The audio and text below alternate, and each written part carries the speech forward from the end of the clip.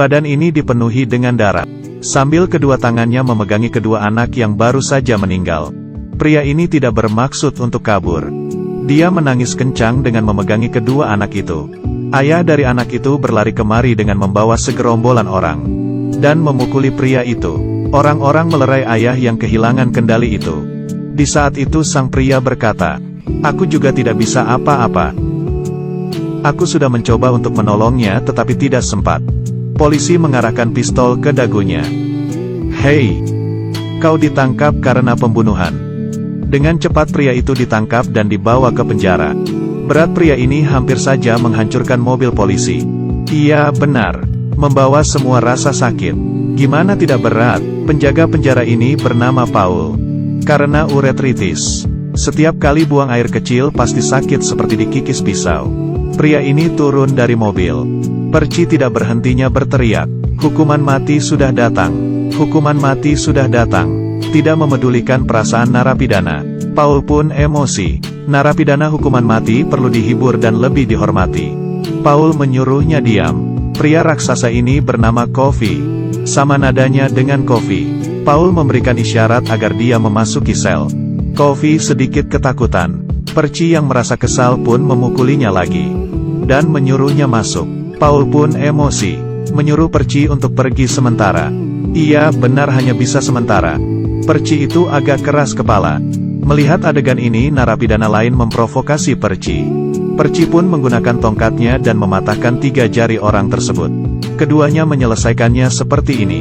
Coffee dengan suara rendah menanyai Paul. "Di sini pas malam kalau tidur, lampunya bakal dimatiin gak?" Dia sedikit takut gelap. Sebenarnya yang dia takutkan adalah kegelapan di sikap manusia. Lalu dia mengulurkan tangan kanan ke Paul. Paul sedikit ragu. Tetapi terakhir dia memilih untuk mempercayainya. Wajahnya dipenuhi dengan kelembutan dan kepolosan. Paul merasa karakter Coffee itu baik. Tidak seperti pembunuh. Lalu memeriksa data-data kejahatannya.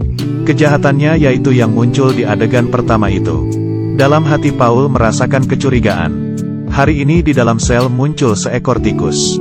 Yang sedang makan dan kelihatannya sangat imut. Ini memberikan para polisi sebuah kesenangan. Tetapi Perci tidak senang. Dia malah mengejar dan memukul tikus itu. Hingga dipenuhi keringat. Hari ini, Paul dengan seorang narapidana yang akan dihukum mati. Melakukan ucapan perpisahan terakhir.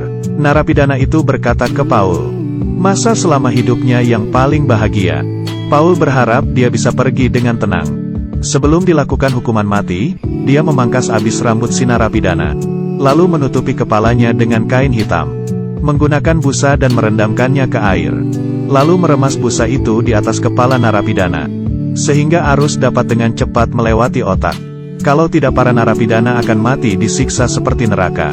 Waktu pun tiba, petugas eksekusi mulai menyalakan arus.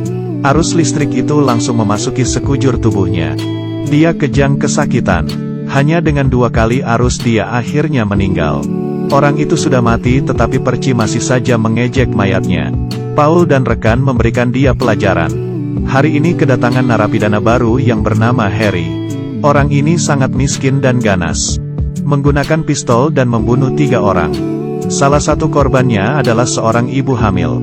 Di saat memasuki pintu, Coffee memperingati Paul untuk hati-hati. Hati-hati ya. Baru saja jalan melewati pintu. Harry langsung memukul penjaga itu. Sayangnya si Paul ditendang di bagian selangkangannya. Rekan lainnya juga tidak bisa menahan si narapidana. Di saat yang penting itu, Hal pun datang. Dan langsung mengarahkan pistolnya ke Harry. Sekali pukulan lagi, akhirnya dia kembali ke alam sadarnya. Paul yang menderita uretritis hanya bisa terbaring di lantai. Di saat itu Coffee memanggil mengatakan dia ada masalah. Paul pun menahan sakit dan berjalan ke sana. Coffee langsung menangkap Paul. Hingga Paul kaget dan langsung memegang pistolnya. Narapidana di sebelah berteriak minta tolong. Coffee pun memegang selangkangan Paul. Di saat itu lampu di sel mulai menyala. Lalu lampunya mati. Coffee melepaskan tangan kirinya, kembali ke tempat tidur dan menghela nafas. Kelihatannya sangat menderita. Selanjutnya dia membuka mulutnya selebar mungkin. Dan menghembus banyak serangga hitam. Ini adalah sebuah keajaiban. Kofi berkata dia sudah menyembuhkan penyakit uretritis Paul. Lalu karena capek dia kembali tidur. Paul masuk ke toilet dan mencobanya. Dan benar-benar terasa nyaman sekali. Paul yang menerima bantuan, merasa kasus Kofi ada yang janggal. Dia menemui pengacara Kofi. Yang tidak terpikirkan adalah, pengacara ini ternyata rasis. Tidak hanya tidak membantu Kofi, dia juga menyamakan Kofi seperti seekor anjing yang tidak tahu harus berbuat apa. Karena anjing sudah gigit melukai mata kanan anaknya. Dan terakhir dia bahkan mengingatkan Paul untuk hati-hati terhadap Kofi. Tanpa ada hasil Paul pun kembali ke penjara. Dia membawakan Kofi sebuah jagung untuk tanda terima kasih. Kofi yang berbaik hati membagikannya ke para narapidana. Dan juga tikus. Harry di sebelahnya merasa tidak bahagia. Tiba-tiba memuntahkan liurnya ke muka Paul. Dan menyiramkan air kencingnya ke penjaga satunya lagi. Dan kopi yang sudah ditahan lama di dalam mulut muncrat ke muka sang penjaga. Para penjaga pun kedua kalinya membawa dia masuk ke dalam ruang kurungan. Hari ini setelah Perci menyiksa selesai narapidana, tiba-tiba ditangkap oleh narapidana lain. Sambil mengucap kata-kata yang menghina di telinganya. Lalu sambil memegang selangkangannya, untungnya Paul datang dan mengarahkan pistolnya. Si narapidana itu pun melepaskan Perci.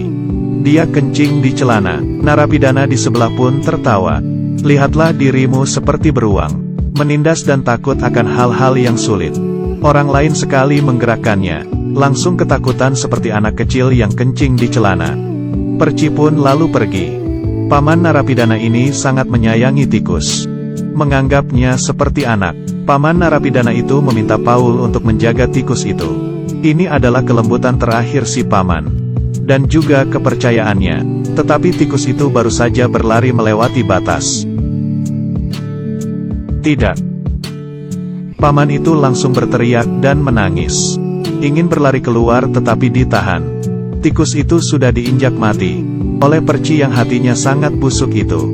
Di saat itu, Kofi bersuara. Cepat berikan ke saya. Mungkin masih sempat. Paul dengan cepat memberikannya ke Kofi. Berharap ada suatu keajaiban. Kofi memegang tikus di kedua telapak tangannya. Ekor tikus itu pelan-pelan mulai bergerak. Saat itu tangan Kofi mulai memancarkan sinar. Muka penjaga terpapar cahaya terang. Setelah cahaya terang itu, tikus yang tadi mati menjadi hidup kembali. Kali ini batuknya Kofi semakin hebat. Dia mengangkat kepalanya lalu memuntahkan serangga hitam. Keajaiban ini terjadi untuk kedua kalinya. Paman narapidana itu bertemu tikus itu lagi sebelum dieksekusi. Dan Paul menangkap si Perci. Mengancamnya untuk pergi setelah eksekusinya selesai. Kalau tidak dia akan mati. Sangat tidak kebetulan, orang yang selanjutnya akan dieksekusi adalah si paman itu. Perci yang tidak tahu malu itu demi balas dendam ke si paman narapidana. Sengaja tidak merendam busa itu ke air. Paul terlambat menyadarinya. Setelah arus listrik itu dinyalakan, paman itu berteriak kesakitan. Di sisi lain narapidana ini sedang bersorak. Kofi pun juga merasakannya. Kesakitan yang dirasakan oleh paman. Sekujur badannya tidak berhenti berkedut. Yang disiksa itu dirinya sendiri. Tikus pun lari karena ketakutan. Yang di tempat merasa ketakutan. Terakhir paman itu mati karena terbakar hangus. Para penjaga marah dan memukul Perci. Tetapi selain ini mereka juga tidak bisa melakukan apa-apa. Memangnya orang jahat ini benar-benar tidak ada yang bisa mengatasinya. Hari ini Paul dan rekannya memutuskan hal yang penting. Membawa Kofi untuk mengobati istri atasannya yang menderita tumor. Agar rencananya tidak digagalkan. Mereka memasukkan obat tidur ke dalam minuman. Dan mengurung Perci ke dalam ruang kurungan. Lalu diam-diam membawa Kofi ke rumah Hal. Kali ini tidak memborgol tangan Kofi. Mereka seperti ini mempercayainya. Lalu datang ke rumah Hal. Hal mengira terjadi suatu keributan. Dia pun membawa pistol. Tapi tatapannya yang lembut dan tulus membuat Hal tidak bisa menahan diri. Kofi pun memasuki pintu depan. Wanita itu tidak bisa dikenali seperti kerasukan setan. Kofi berjalan ke sebelah kasur. Dengan lembut menyium kening wanita itu. Sang wanita membuka mulutnya. Dan muncul sebuah cahaya terang. Penyakit tumor itu dihisap keluar. Cahaya terang itu menerangi seluruh kamar. Hal melihat hingga bengong. Jam dinding pun retak. Keajaiban ketiga pun muncul. Kali ini Kofi 2 kali lebih parah sakitnya. Tetapi yang aneh adalah, Kali ini dia tidak memuntahkan serangga hitam. Sang wanita itu pun siuman. Kembali cantik seperti bidadari, sang wanita itu untuk memberikan tanda terima kasih.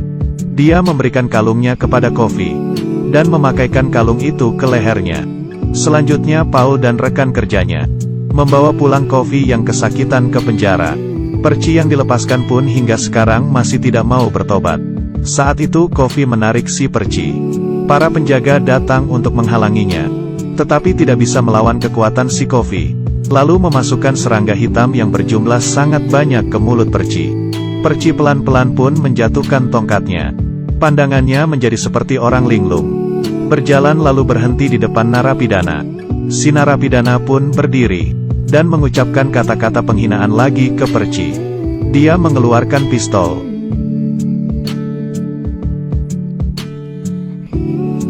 Tiba-tiba serangga hitam keluar dari mulut si Perci.